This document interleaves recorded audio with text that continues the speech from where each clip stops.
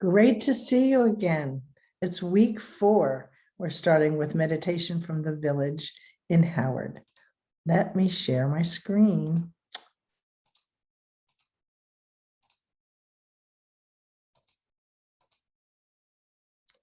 This week, we're doing Songs of the Soul, part of our Village in Howard Meditation Series 2021, and I'm Fran Dummett, hosting this series.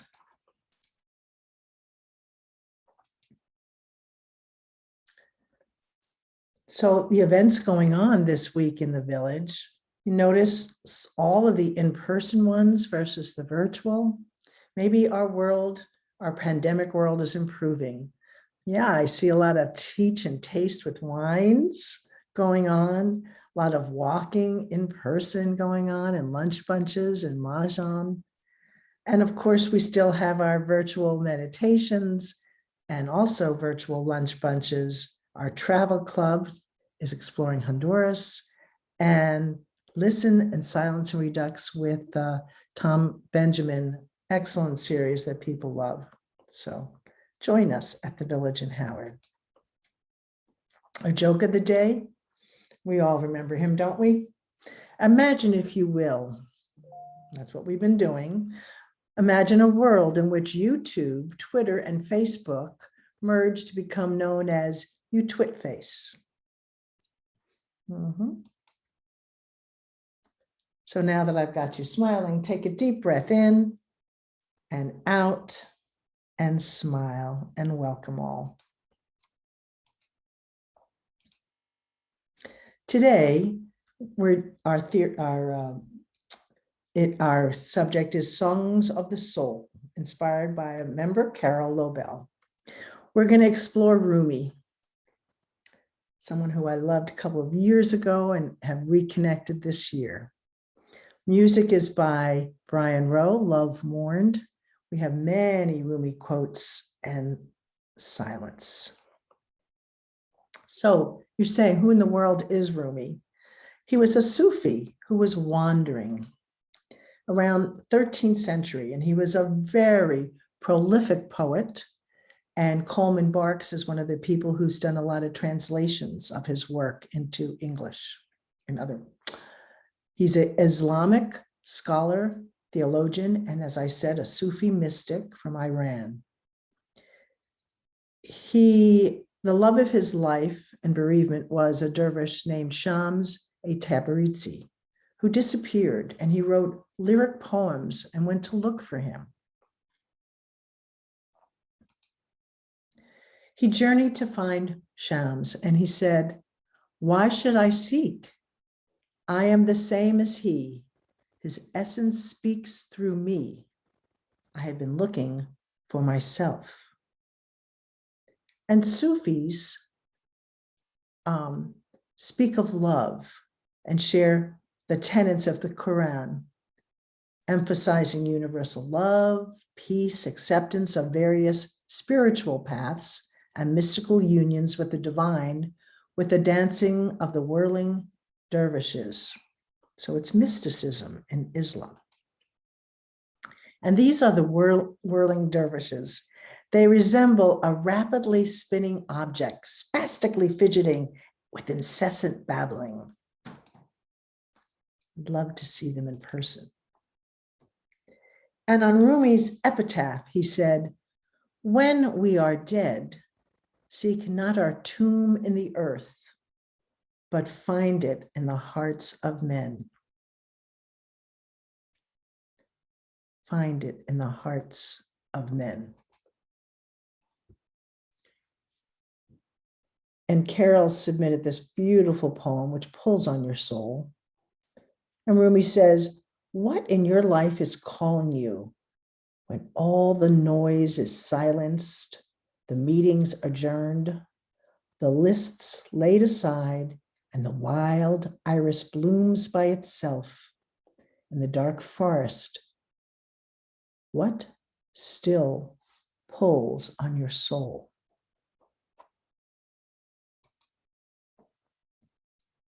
Be what you do. Let the beauty of what you love be what you do.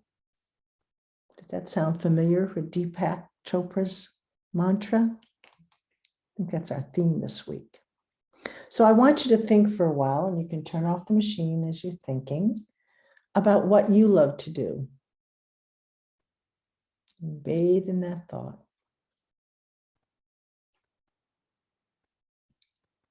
And do those things. Do those things. Do not hide, by Rumi. If you want the moon, do not hide from the night. If you want a rose, do not run from the thorns. If you want love, do not hide from yourself. And I wanted to share some music that hit my soul from a friend and comrade, Brian Rowe. He passed away in 2009 and was a performer, a composer. He played piano, organ, and choir. He was a recording artist and a math teacher here in Howard County. He went to Peabody, Oxford, and Juilliard and had his doctorate in sacred music. He wrote scores for the Columbine Massacre and for one of our students in our school who had cystic fibrosis. He wrote music, and then she was a ballerina and she danced to it. He was nationally and internationally famous. And the sadness is, at 48 years old, he took his own life. And I saw a lot of similarities between him and Rumi. So at this point, let's take our 3 mindful breaths in. Think of your thoughts, non-gentle, non-judgmental. Second, sensations, feeling your body from moment to moment. And third breath, curiosity. See how you're feeling. And let's begin our time of reflection.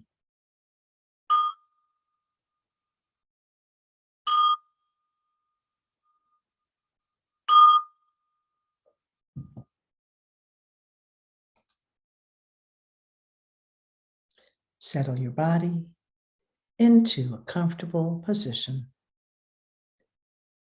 releasing your shoulders away from your ears, unclenching your jaw, and dropping the tongue from the roof of your mouth.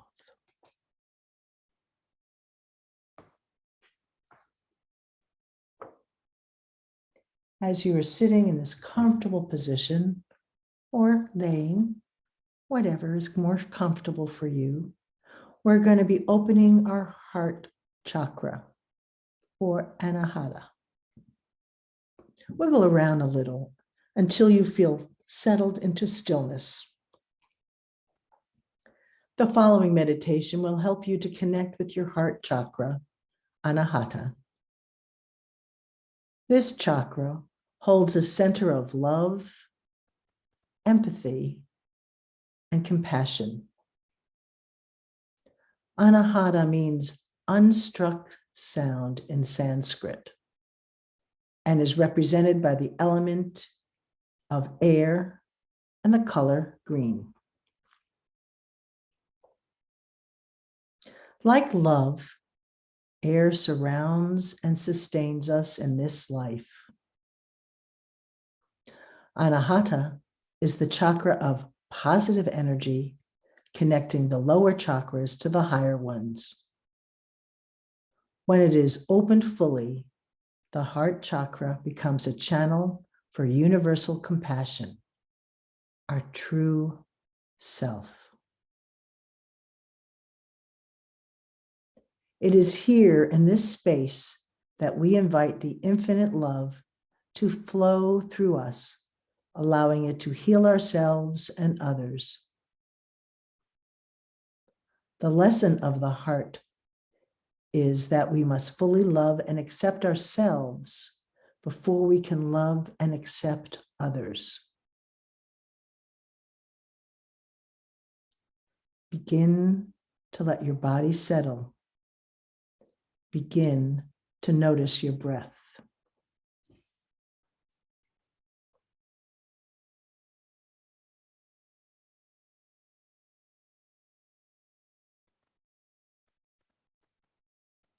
Spread your collarbones wide, opening up the space that holds your heart.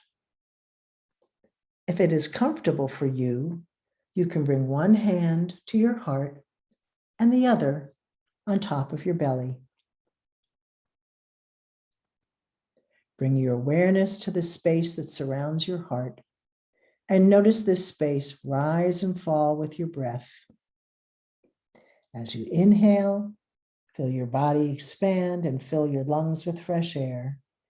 And as you exhale, feel your body and belly contract, emptying out, creating a space for new awareness. In, out.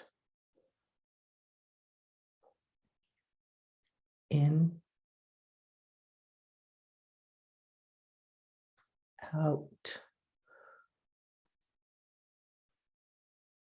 Now imagine you're breathing in a large emerald light through your nostrils, settling down into your heart space. It brings it warmth, making the entire upper body feel toasty and cozy.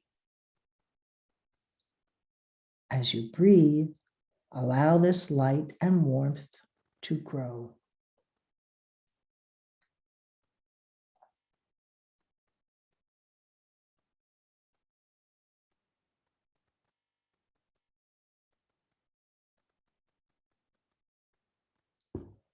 Only by opening our hearts can we allow love to come in.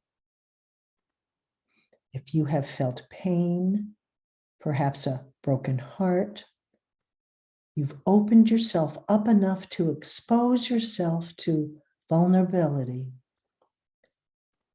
This is a courageous move.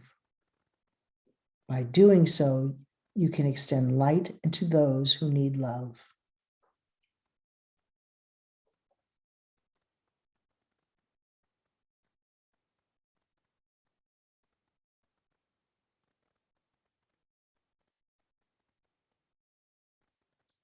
Now, take a moment to call to mind someone or multiple people whom you love. Bring their faces very clearly into your mind's eye and allow the love to radiate from your heart space out into this person or persons.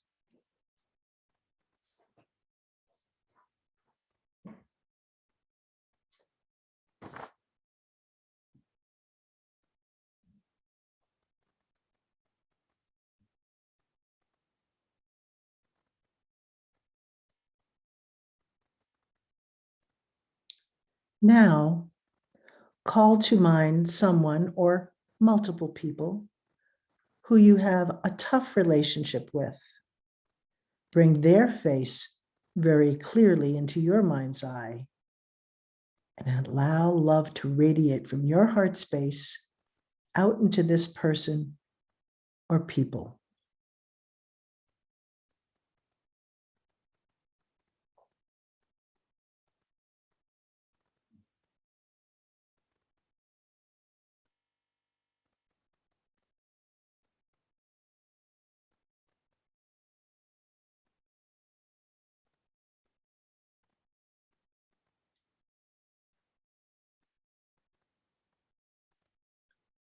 Now, call to mind yourself. Picture yourself here in this room. Bring your face very clearly into your mind's eye. Now, using all this love, compassion, and openness cultivated here in this space, begin to wrap yourself up in love, sending it from the space that holds your heart.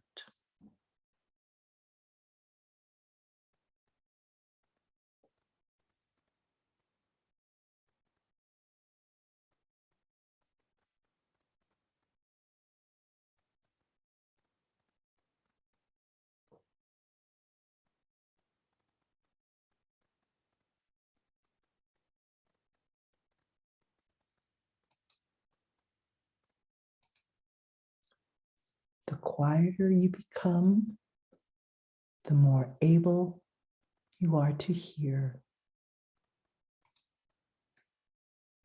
Let yourself become living poetry. Everyone sees the unseen in proportion to the clarity of their heart. And now, beautiful music from Brian Rowe called Love is Mourned, Songs of the Soul.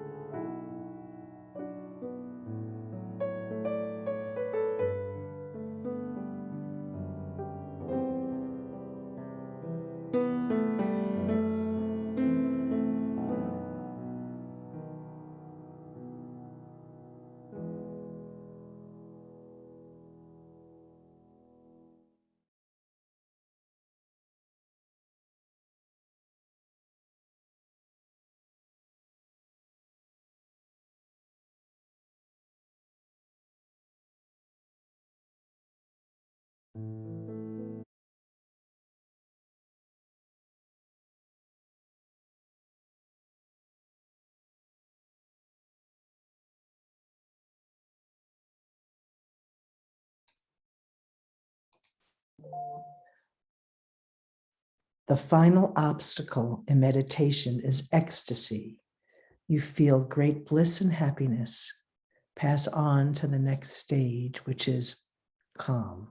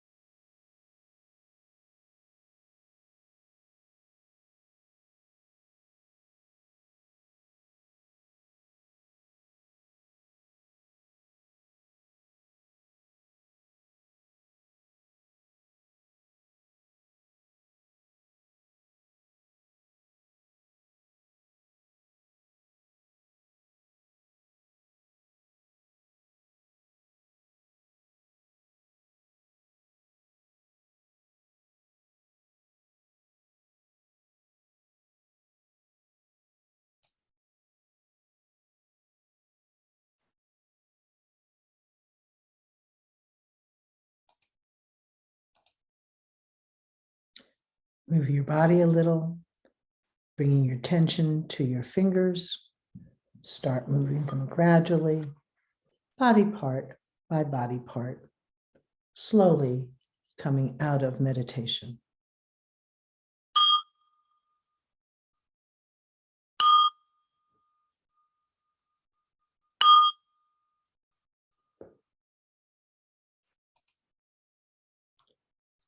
Listen to your own voice, your own soul.